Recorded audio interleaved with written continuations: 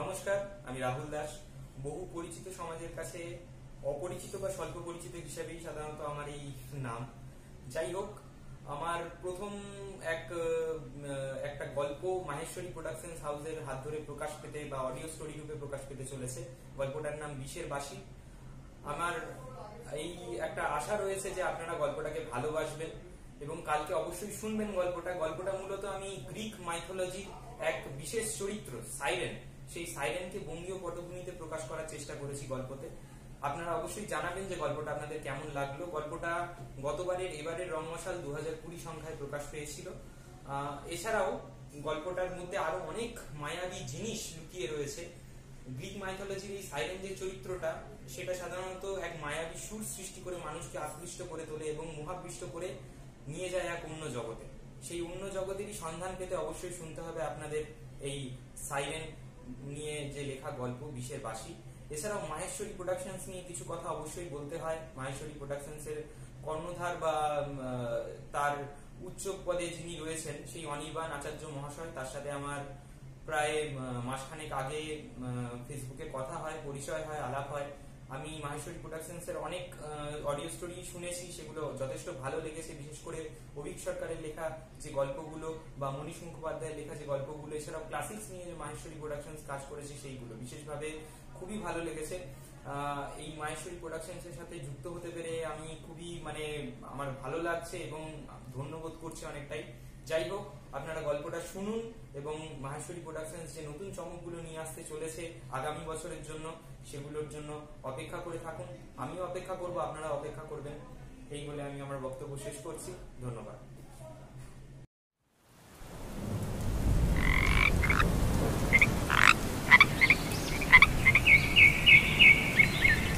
বাইরে প্রবল জোরে বৃষ্টি নেমেছে। এক ফালি বিছানায় মায়ের পেটের দিকে গুটি মেরে শুয়ে চন্দন। চোখ দুটো বেড়ার বড় দুটো ফুটোর দিকে। ওদের ঘর পেরিয়ে দূরে ওই খেলার মাঠ থেকে ভেসে আসছে ব্যাঙেদের অক্লান্ত ডাক। গ্যাঙর গ্যাং ঘ্যাঙর ঘ্যাং। বৃষ্টির ছাঁট থেকে থেকেই বিনা অনুমতিতে ওর গায়ে এসে পড়ছে। নিজের ছোট ছোট আঙুলগুলো দিয়ে সযত্নে মুছে নিচ্ছে ও নিজের গা। কখনো আবার মায়ের গা থেকেও দূর করে দিচ্ছে ওই অবাধ্য জলের ছিটেগুলো।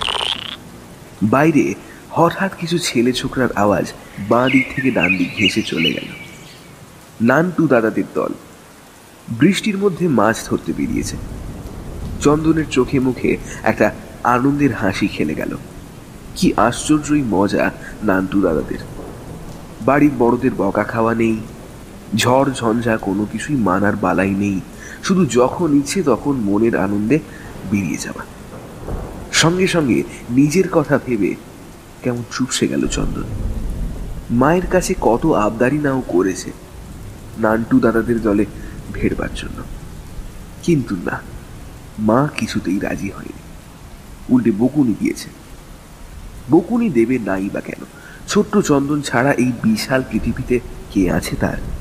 বর্ষার মাতাল জলে দামোদর ডগমগ। দু পাড়ের পল্লীগুলো ত্রস্ত হয়ে তাকিয়ে থাকে তার দিকে। পাড়গুলো বহু চেষ্টাতেও দিশেহারা দামোদরকে ঠেকাতে পারে না। বর্ষার কোনো কোনো দিন পল্লীর ঘরগুলো শঙ্খ নাদে উপচে পড়ে প্রায়, কিন্তু কিছুতেই মাতাল বর্ষাকে শান্ত করা যায় না। বছরের এই সময়টা চন্দনের মা ঘরবন্দি হয়ে ছেলেকে পাহারা দেয়। রুগ্ন হাত দুটো দিয়ে চেপে রাখে বুকের ভেতরে। চন্দন, আরে জাদু, ব্যাঙাচি খেলতে যাবি না? ও পাড়ার হারু মাঝির ছোট ছেলেটা চন্দনকে জিজ্ঞেস করে। তার ডাকে চন্দন লাফ মেরে মুখে আঙুল দিয়ে তাকে চুপ করতে বলে। মায়ের কানে এই কথা পৌঁছলে চন্দনের রক্ষে থাকবে না। ওদিকে তার মা জগা মুদির দোকানে গেছে কিছু জোগাড় করবার জন্য। আজ অনেক দিন তারা ঠিকমতো খাবার খায়নি। ছেলেটার তলিয়ে যাওয়া পেট সর্বক্ষণ যেন মিনতিকে ভর্ৎসনা করে। নিজেকে সাপসাপান্ত করা ছাড়া আর কোনো উপায় খুঁজে পায় না সে। বছরের অন্য দিনগুলোতে শাকসবজি নিয়ে হাটে বিক্রি করতে যাওয়া হয়, কিন্তু বর্ষার মাতলামি মিনতির ছোট্ট সংসারটাকে পঙ্গু করে দেয়। মা ছেলের রুগ্ন শরীর দেখে ব্যঙ্গ করে। হায় রে মিনতি, বছর 13 পা দিয়ে ভিন গায়ের এক ভব ঘুরে সংসার করতে এসেছিল। বেশ চলেও ছিল কদিনের পুতুল খেলা। তারপর সেই ভব ঘুরে মিনতিকে ফাঁকি দিয়ে খুঁজতে বেরিয়ে গিয়েছিল। সে অনেক কথা, অনেকটা বায়োস্কোপের মতো, কিছুটা সময় জুড়ে খুব উপভোগ করা যায়। স্মৃতির জাবর কেটে বেড়ানো ছাড়া আর কোনো উপায় থাকে না। ও হয়তো তাতেও রাজি ছিল, কিন্তু ছোট্ট চন্দনটা এসে সব বানচাল করে দিল। বছর 18 মিনতির কাঁধে এসে পড়ল সংসারের সমস্ত ভার। এদিক ওদিক করে 7টা বসন্ত পার করেছে ও। সবজি বেচেও গায়ের স্কুলে ভর্তি করেছে। পাড়ার অবাধ্য ছেলেদের থেকে আগলে রেখেছে বাপ হারা ছোট্ট ছেলেটাকে। তাকে নিয়েই মিনতির আকাশ কুসুম স্বপ্ন। কোনো রকমে জোড়া চাপিয়ে দেওয়ার সংসারটা চন্দন বড় হলে আলোয় ভরে উঠবে বলে ওর বিশ্বাস। বুড়ো শীততলায় করা মানত নিশ্চয়ই পূর্ণ হবে। হারু, ও হারু, কিরে জলের তলে ওটা কি আওয়াজ দেয় রে বাপ? হ্যাঁ, সিতু বাবুরে এক শখ, নৌকা এইখানে ভিড়লেই খামুকা একই প্রশ্ন করেন কেন? আওয়াজ ভালো নয়, ভালো নয় ও আওয়াজ। নৌকা ঠেলে কোনো রকমে সেই জায়গা ত্যাগ করে হারু। সে রাতের মতো মেকি মাছ ধরার সাঙ্গ হয়। হ্যাঁ, চিত্ত পাড়ুই সবসময় নানা ওজর তুলে হারুকে নিয়ে আসে দামোদরের ওই অজানা খালটায়। তারপর কুতকুতে কালো চোখ নিয়ে তাকিয়ে থাকে জলের দিকে। একটা মিঠে আওয়াজের সাথে মিশে চিত্ত পাড়ুইকে মাতাল করে তোলে। স্বভাবসিদ্ধ ঢঙে সে প্রতিদিনের মতো হারুকে ডেকে বলে, উফ, কি সুন্দর, কি সুন্দর। আমারে এখানেই ছেড়ে দিয়ে যা হারু, আমি আর কিচ্ছু চাই না। চিত্ত পাড়ুই বেশ ভবঘুরে প্রকৃতির মানুষ। এক জায়গায় থিতু হয়ে তাকে কাজ করায় কার সাথী। সেইবারের গঞ্জের মেলায় চিত্ত একটা পালা গানের দলে বাঁশি বাজিয়েছিল। দিন কতকের খোরাক মিলেছিল সেখান থেকে। তারপর স্বভাব দোষে আবার উড়েছিল অন্য কিছুর খোঁজে। এই অজানা পথেই তার সাথে দেখা হয়েছিল মিনতির। নিজের কঠিন নেশায় ওকেও মাতিয়ে তুলেছিল চিত্ত। একাধিক গায়ের পথে ধুলো ছুটিয়ে দুটো তরুণ মন একটা অজানা সংসার পেতেছিল। লোকে ঠাট্টা করে বলতো যাযাবরের সংসার। চক্ষু লজ্জার চোটে আর মিনতির কান্নায় বাধ্য হয়ে নিজের গায়ে ফিরেছিল চিত্ত। সেখানে দুজনের কোল আলো করে যাযাবরের সংসারে সুগন্ধি ফুলের মতো জন্ম নেয় চন্দন। একরত্তি ছেলেটার মুখের দিকে তাকিয়ে বাধা পড়ে চিত্তের দুরন্ত মন। বাইরের সমস্ত টান ভুলে ছেলে আঁকড়ে পড়ে থাকে সে। বাঁশি বাজায়। মিনতি দু চোখ ভরে বাপ বেটার কাণ্ড দেখে। কখনো কখনো বর্ষার দামোদরের মতোই ওর চোখ দুটো কিনারে কিনারে ভরে ওঠে। আনন্দের চোটে উথলে পড়ে। গায়ের পশ্চিম প্রান্তে বুড়ো শিবতলার ভাঙা বেলগাছটার ডালে একটা পরিচিত মানদের চিহ্ন ঝুলতে দেখা যায়। সবই ঠিক চলছিল, কিন্তু যে পাখির জন্ম মাতাল তাকে এই নশ্বর পৃথিবীর কোন বাঁধন আটকাতে পারে? চিত্তকেও ধরে রাখা গেল না। দামোদরের কোনো এক অজানা খালির মিঠে আওয়াজ তাকে ডেকে নিয়ে গেল অনেক দূর। মিনতি লাল চোখে হারু মাঝিকে ব্যর্থ গাল পেড়ে শান্ত হল। কিন্তু হারুরই বা দোষ কোথায়? দুটো পয়সার লোভে চিতুবাবুকে বাধ্য হয়ে নিয়ে যেত সে ওই অজানা খালে। কতবার বারণ করেছে সে, এমনকি হাতে পায়েও ধরেছে, কিন্তু কোনো কিছুতেই তাকে ঠেকাতে পারেনি। মণ্ডলদের ক্ষয়ে যাওয়া বাড়িটার পাঁচিল থেকে ইট টুকিয়ে চন্দন চলেছে নিতুর পিছু পিছু। নিতু হারু মাঝির সেই ছোট ছেলে। কানা ডোবাটার ধারে এসে জলে ইটের টুকরো ছুঁড়ে ব্যাঙাচি খেলতে ওদের খুব ভালো লাগে। তাছাড়া চন্দনের হাতে ইটের টুকরোগুলো যেন নাচ করে, কথা শোনে ওর। জলে পড়া মাত্র পক্ষীরাজের মতো উড়ে উড়ে এগিয়ে চলে। শেষে গিয়ে বিনু মোড়লের উঠানের কচু গাছগুলোকে সজোরে ছুঁয়ে ক্ষান্ত হয়। এই চলে বেশ কিছুক্ষণ। চন্দনের এই কাণ্ড কারখানা অবশ্যই প্রতিদিন সম্ভব হয় না। আজ আকাশ ফোঁড়ে একটু রোদ ওঠায় মিনতি কয়েক আঁটি শাক তুলে ফেরি করতে গেছে বাড়ি বাড়ি। সত্যি বলতে গাঁগঞ্জে শাকপালা কেনা লোকের বড় অভাব। প্রত্যেকের ঘরেই কম বেশি শাক পাওয়া যায়।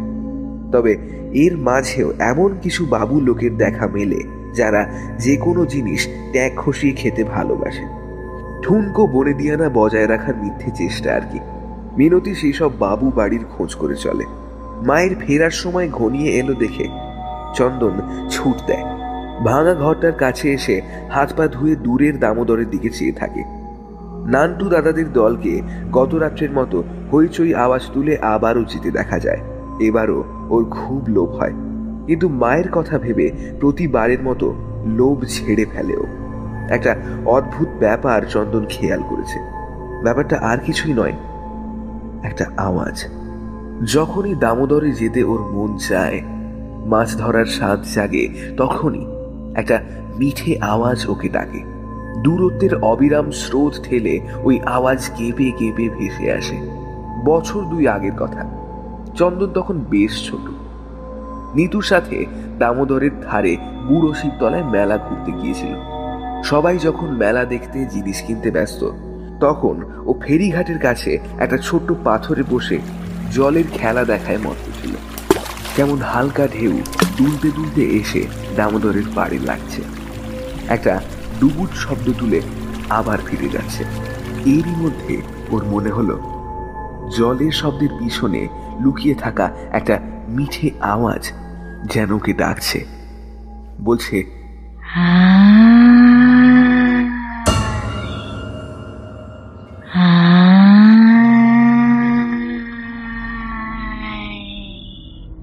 বাড়ি ফিরে পেটের কথা ধরে রাখতে পারেনি চন্দন।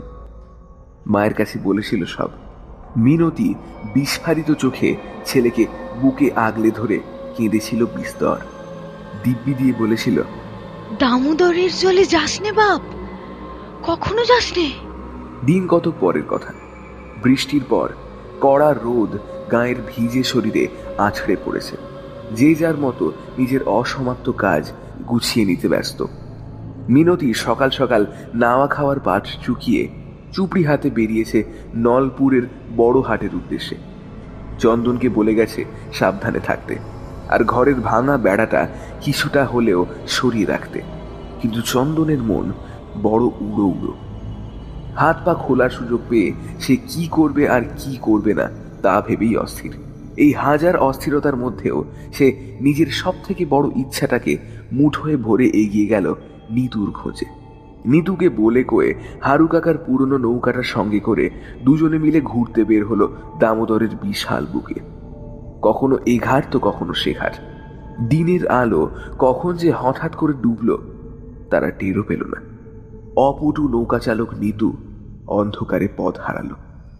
একটা ফুট 10 চওড়া খালে ভুল করে পড়ল ঢুকে। চন্দন তখন হঠাৎ কেমন চঞ্চল হয়ে উঠেছে। নৌকার পাটাতনের ওপর ভর দিয়ে হাত বাড়িয়ে দিয়েছে জলের দিকে। একটা অদ্ভুত মিঠে আওয়াজে ভরে উঠেছে খালের জলটা। ছপাত ছপাত শব্দ তুলে একটা চকচকে কি মস্ত জিনিস জলের তলা থেকে উঠে আসছে, অনেকটা বড় মাছের মতো। জলের ভিতরে এরই মাঝে জায়গা করে নিয়েছে রামধনুর 7 রঙা আলোর বিচিত্র খেলা। কে যেন চাপা শব্দে ডাকছে,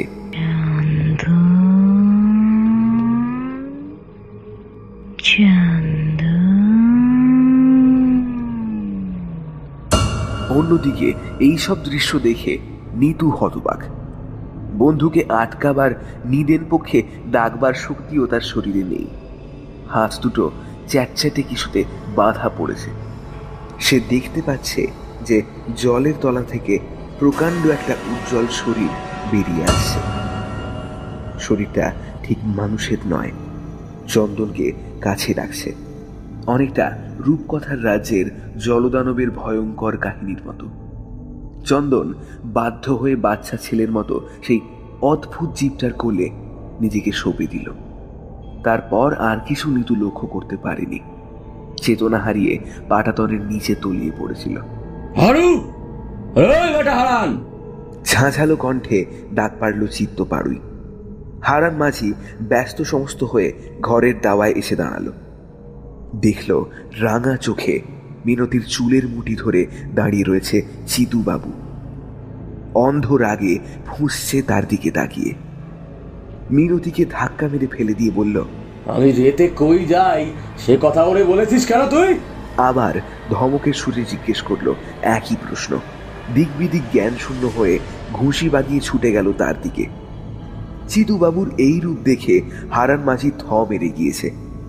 যে মানুষ বাঁশির সুরে সবাইকে ভুলিয়ে বেড়ায়, সহজ মনে অন্যের দুঃখ শুনে কাঁদে, পাখিদের সাথে গান গায়, সে মানুষ হঠাৎ এমন ধারার আচরণ করছে কেন? অবশ্যই এহেন আচরণ চিত্তবাড়ুইয়ের শরীরে একদিনে বাসা বাঁধেনি। মাস তিনেক ধরে একটু একটু করে তাকে তার সমস্ত সত্তাটাকে কবজা করেছে। সব খালের ওই মিঠে আওয়াজের কাণ্ড। কে জানে কেন, কোন অজ্ঞাত কারণে চিত্ত সেই মিঠে আওয়াজকে নিজের অস্তিত্বের সাথে গুলিয়ে ফেলেছে। প্রথম প্রথম হারুর সাথে, এবং পরে নিজেই নৌকা বেয়ে হাজির হয়েছে সেই অজ্ঞাত মায়াবী আওয়াজের কাছে। খালের রামধনু রঙা জলে সে খুঁজে পেয়েছে এক অজানা জগৎ, যে জগতে প্রত্যেকে গান করে, মসৃণ চকচকে শরীর নিয়ে ভেসে বেড়ায়, পাড়ে উঠে কালো নীল চুলে ঢেউ তুলে বিশ্রাম করে। এই অদ্ভুত নেশা, অজানা জগৎ, মিঠে আওয়াজ ভবঘুরে চিত্তকে কখন যে তার মারণ ফাঁদে বেঁধে ফেলেছে তা কেউ টের পায়নি, হয়তো বা টের পেয়েও কিছু করে উঠতে পারেনি। হারু কিছুটা বুঝতে পেরে আক্ষেপ করেছিল, মাথা চাপড়ে ভেবেছিল ওই খালে ঢোকা তার উচিত হয়নি। ওখানে যে মায়াবিনীদের বাস, তারা আত্মহারা সরল মানুষদের চেতনাকে শুষে খায়, সুরের লোভ দেখিয়ে ডুবিয়ে নিয়ে যায় অজানা এক জগতে, তারপর নিজেদেরই একজন করে নেয়। সত্যি বলতে হারু কিছুটা নয়, অনেকটাই বুঝতে পেরেছিল। তাই চিতুবাবুর অনুপস্থিতিতে মিনতিকে সাবধান করে দিয়েছিল। বলেছিল, নতি বউ, বাপ পিতানোর মুখে শুনছি ও নেশা ভালো নয়, ওতে সব শেষ হয়ে যায়। সীতু বাবুরে আটকাও, আটকাও। আমি জানি সব দোষ আমার। বাবুরে ওই খালে নিয়ে যাওয়া আমার উচিত হয়নি উচিত। পারলে তুমি আটকাও, আটকাও। মিনতি প্রথমে তেমন বুঝতে পারেনি, পরে ঘরের মানুষের লাগাম ছাড়া পাগলামি ঠাউরে ভয় পেয়ে গিয়েছিল। আঁতকে উঠেছিল চিত্তকে মাছের আঁশ গায়ে মেখে খেলতে দেখে। তারপর বুড়ো শিবতলা, শ্মশানকালী, কারো থানি বাদ পড়েনি, কিন্তু চিত্তকে কিছুতেই ঠেকানো যায়। মিনতি নিজেকে মিথ্যে সান্ত্বনার জালে বেঁধেছে শুধু, কিন্তু গত রাতে সেই সান্ত্বনার বাঁধনও আলগা হয়ে গিয়েছে। ঘরের দাওয়ায় বসে মুড়ি ভাজছিল মিনতি। চারিদিক তখন নিস্তব্ধ। সে হঠাৎ দেখল চিত্ত ছোট্ট ছেলেটাকে কোলে তুলে তার কানের কাছে মুখ এনে বলছে। মিনতি বাইরে থেকে শেকল তুলে কোনো রকমে ঘরবন্দি করেছিল তার স্বামীকে। তার আগে অবশ্যই নিজের ছোট্ট চন্দনকে ছিনিয়ে নিয়েছিল। গভীর রাত পর্যন্ত চিত্ত ছটফট করেছিল, এমনকি একটা অদ্ভুত করুণ সুরে কেঁদেও উঠেছিল। শেষে সকাল হলে মুক্তি পেয়ে হারুর কাছে মিনতিকে সঙ্গে করে নিয়ে উপস্থিত। বাকিটা আপনারা জানেন। দিন দুই পরের কথা। চিত্ত বাড়ি থেকে বের হলো ঠিকই, কিন্তু আর ফিরে এলো না। শুধু ছেলের মাথার কাছে রেখে গেল এক ভয়ঙ্কর ভবিষ্যৎবাণী। সভ্যতা প্রত্যেকের বুকে চমক তুলেছে।